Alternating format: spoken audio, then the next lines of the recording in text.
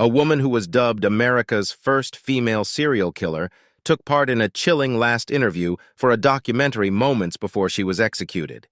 Aileen Wuornos, 46, appeared chatty and laughed while saying she was preparing for her death at Florida State Prison in Bradford County.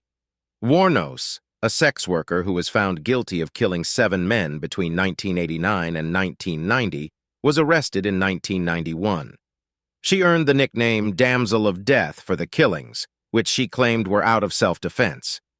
She was convicted of the murder of Richard Mallory in January 1992 and later confessed to 6 more killings. Convicted of 6 counts of murder and sentenced to death. She was executed by lethal injection on October 9, 2002.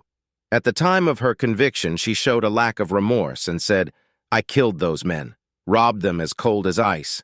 And I'd do it again, too. There's no chance in keeping me alive or anything because I'd kill again. I have hate crawling through my system." Just hours before she was put to death, Wuornos chatted with filmmaker Nick Broomfield, who was shooting a true crime documentary on her life called Aileen, Life and Death of a Serial Killer.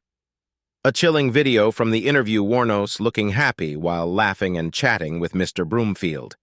In the clip, she greeted the filmmaker and told him to check her new orange shirt, typically worn by inmates on death row.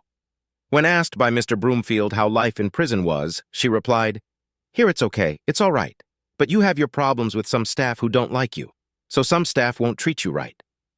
Mr. Broomfield then asked the serial killer if she had made any friends in prison, but she said she just spent time by herself in her cell, having also stopped smoking so she would not need to go out. Describing her day-to-day life, she said, "I spend 24/7 in a cell, watching TV, reading the Bible, writing letters, sitting around, doing a lot of thinking, preparing, going back in time, memories of everything I've been through in my life, and then just preparing for my death, getting all my tears out of me." She was then seen laughing while repeating that she wanted to get all her tears out, as she did not want to be crying in the execution chamber. The documentary was released in 2003, the year after the serial killer's execution. Wuornos declined a last meal before being put to death, opting instead for a black coffee. And while in the execution room, she smiled at witnesses, showing no remorse for the killings she had been convicted for. Her chilling final statement was, "I would like to say I'm sailing with the Rock, and I'll be back with Jesus like Independence Day. June 6th, like the movie. Big mothership and everything. I'll be back, I'll be back." Her remains were cremated and scattered by a tree in Michigan. During an interview in 2004, Mr. Broomfield said he saw an incredible humanity in the serial killer, despite the horrific crimes she had committed.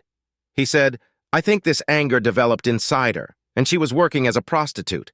I think she had a lot of awful encounters on the roads, and I think this anger just spilled out from inside her, and finally exploded into incredible violence.